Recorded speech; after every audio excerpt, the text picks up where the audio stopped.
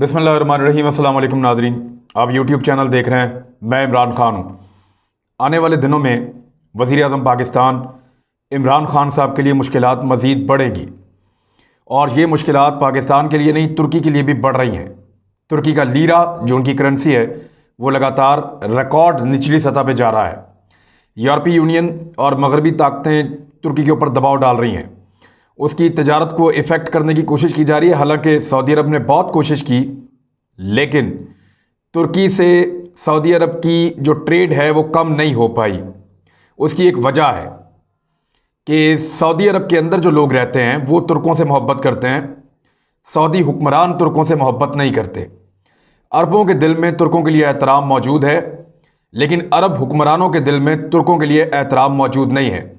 सिर्फ Qatar, Kuwait और चंद और ऐसे ममालिक हैं, यमन, जिनके साथ तुर्की के अच्छे ताल्लुकात हैं, लेकिन ज़्यादातर अरब ममालिक सऊदी अरब के ज़ेर असर हैं और वो तुर्की को अपने ख़िलाफ़ समझते हैं। मामला वही अरब और अजम का है जिसकी निशानदेही नबी अकरम सल्लल्लाहु अलैहि वसल्लम ने फरमाई थी। अब आ जाए पाकिस्तान की तरफ। पाकिस्तान जब से बना है तब से लेकर अब तक अमेरिका और सऊदी अरब, ये दो बहुत बड़ी हकीकतें पाकिस्तान के लिए हमेशा से रही हैं। इनके बगैर पाकिस्तान नहीं चलता। यानी मुझे अच्छी तरह याद है कि जब जब हमारे यहाँ कोई हुक्मरान बना तो सबसे पहले उसको कंफर्टेबल वो फील करता है जब वो अमेरिका से राब्ते में आ जाता है। वो इत्मीनान उसको मिलता है जब वो सऊदी अरब से उसको एक दौरा हो जाता है। यानी सऊदी अरब और अमेरिका एक ऐसा ब्लॉक है कि जिसके अंदर जाना बहुत ज़रूरी समझा जाता है पाकिस्तानियों के लिए। और ये जब से पाकिस्तान बना उसके बाद से लेकर अब तक पाकिस्तान की खारजा पॉलिसी का एक हिस्सा है सऊदी अरब और अमेरिका।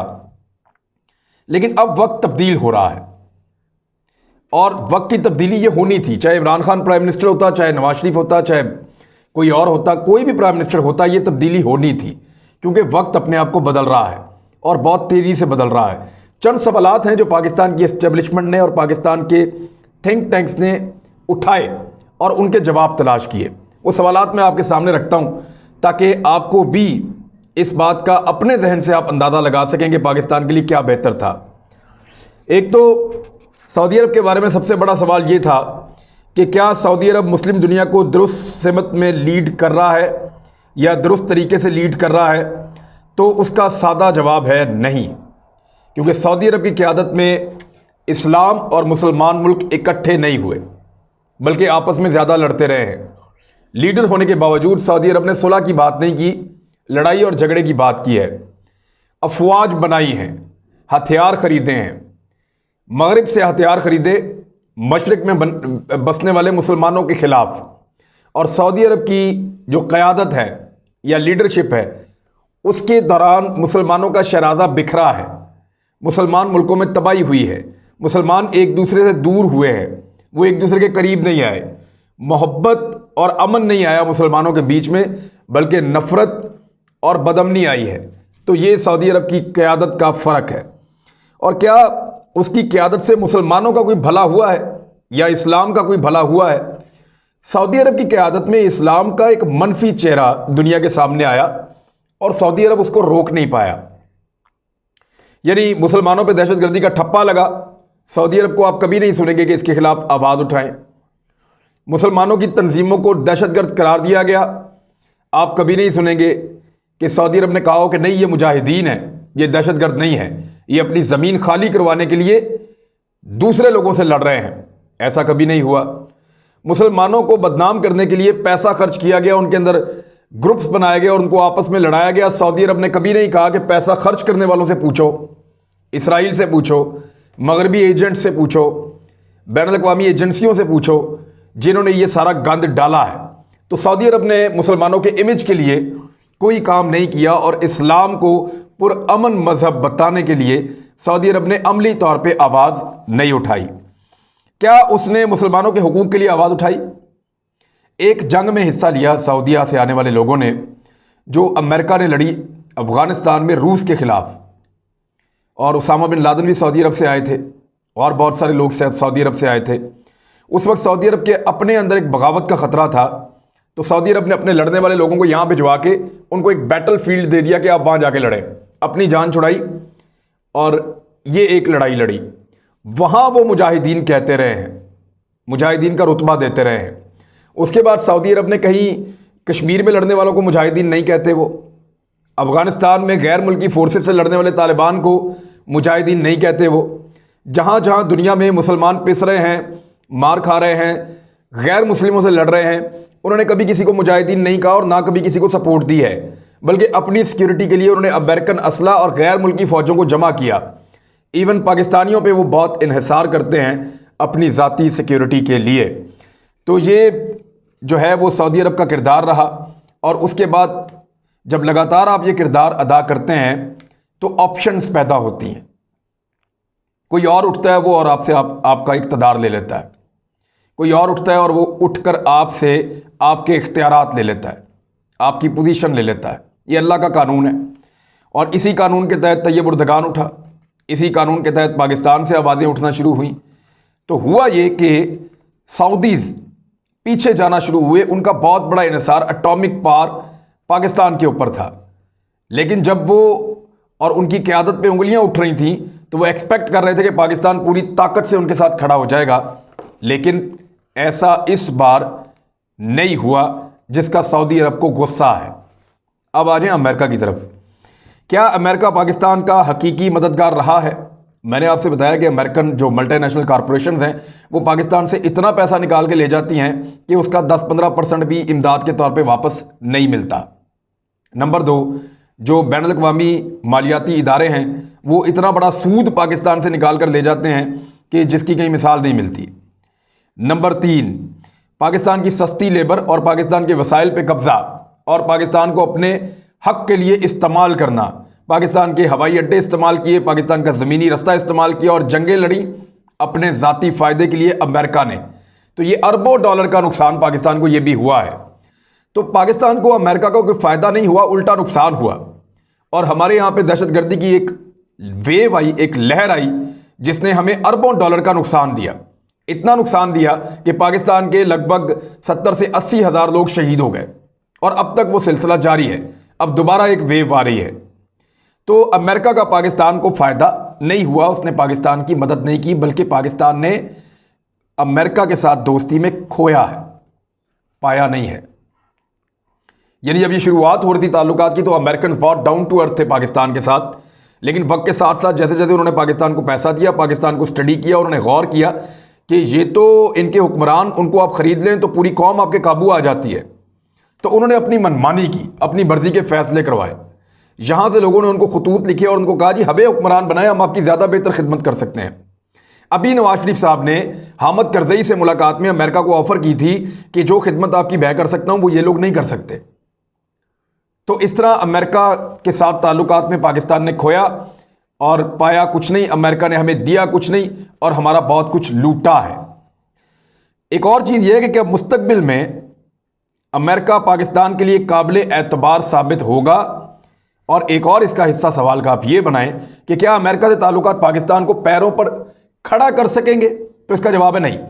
अमेरिका को कमज़ोर पाकिस्तान सूट करता है जो ग्रे लिस्ट में रहे, जो ग्रे एरिया में हो, ताकि जब दिल किया उसके कान मरोड़ा और उससे काम ले लिया।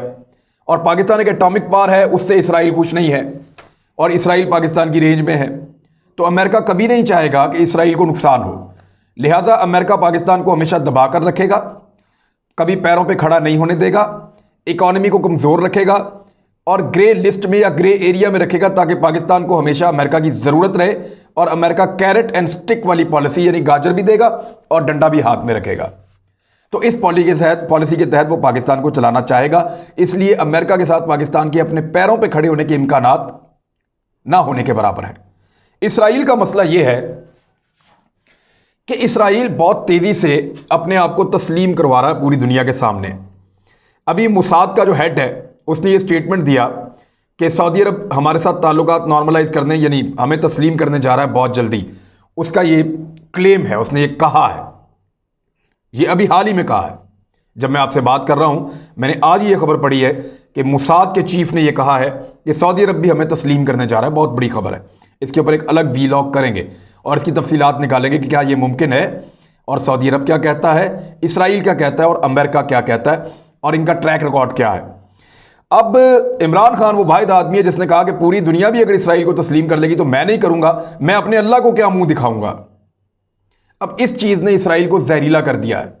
इसराइल और यहूदी ये दुनिया के अमीर तरीन लोग हैं, इनके पास दुनिया के बेहतरीन वसाइल मौजूद हैं, दुनिया के बेहतरीन हथियार ये बनाते हैं, सुपर पावर को ये कंट्रोल करते हैं, अमेरिका को, और यूरोप के अंदर इनकी जड़ें बहुत गहरी हैं, नेटो इनके इशारे पे चलती है, आलमी मीडिया इनके कंट्रोल में है। तो ये इसराइली इस वक्त पूरे जोर के साथ इमरान खान के खिलाफ खड़े हो गए हैं। अब इमरान खान के खिलाफ कौन कौन खड़ा है, ज़रा थोड़ा सा आप गौर कीजिए। सऊदी अरब इसलिए कि उनको लगता है कि इमरान खान मुस्लिम दुनिया की क़यादत को या खुद हासिल करना चाहता है या तैयब उर्दगान की मदद करना चाहता है, या ये दोनों मिलकर मुसलमान दुनिया की क़यादत करना चाहते हैं। लिहाजा सऊदी अरब और उसके जितने अरब ममालिक इत्तेहादी हैं वो सारे अब इमरान खान के खिलाफ, नंबर एक। नंबर दो, इसराइल के खिलाफ होने की वजह से यूरोपीय यूनियन और कई यूरोपीय ममालिक इमरान खान के खिलाफ प्रोपेगेंडा कर रहे हैं, आर्टिकल्स लिख रहे हैं। बेशतर आर्टिकल्स हैं, यहाँ मेरे पास काफ़ी सारे मौजूद हैं। ये DW न्यूज़ है, उसमें वो एक हाइपोक्रेटिकल जो है वो उसका जो है इमरान खान साहब के बारे में तजिया किया गया है कि ये हिपोक्रेसी है इनकी, और उर्दगान के बारे में इसी तरह के अल्फाज इस्तेमाल किए गए हैं। फिर एक और ख़बर के अंदर उन्होंने कहा कि इमरान खान ने फ्रांस के जो सदर हैं उनके खिलाफ जो मौक़िफ़ अपनाया वो गलत है और ज़्यादती है। फिर जो फेसबुक के ऊपर इस्लामोफोबिक कंटेंट आता है, उस हवाले से इमरान खान साहब ने जब बड़ी मुस्बत एक लेटर लिखा मार्क ज़करबर्ग को, जो फेसबुक का बानी है, तो उसके ऊपर बड़े तनकीद वाले जुमले लिखे गए इमरान खान साहब के खिलाफ। इवन BBC, CNN और दीगर अखबारात में जेरूशलम पोस्ट लगातार इमरान खान के खिलाफ आर्टिकल्स लिख रहा है, और ये जेरूशलम पोस्ट जो है ये बड़ा मकबूल इसराइल का एक मीडिया है, और दीगर बहुत सारे यूरोपियन और अमेरिकन मीडियाज़ इमरान खान के खिलाफ कहीं ना कुछ लिखते हैं। इवन अरब मीडिया जो है वो भी कहीं ना कहीं कोई ना कोई जुमलाबाजी ज़रूर करता है, और उसके पीछे रीज़न है।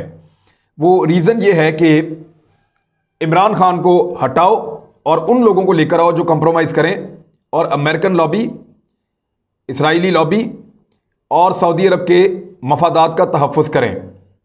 सऊदी अरब को ये प्रॉब्लम है, अमेरिका को प्रॉब्लम यह है कि पाकिस्तान चीन का साथ दे रहा है और हालात बहुत तेज़ी से शिफ्ट हो रहे हैं टूवर्ड्स चीन।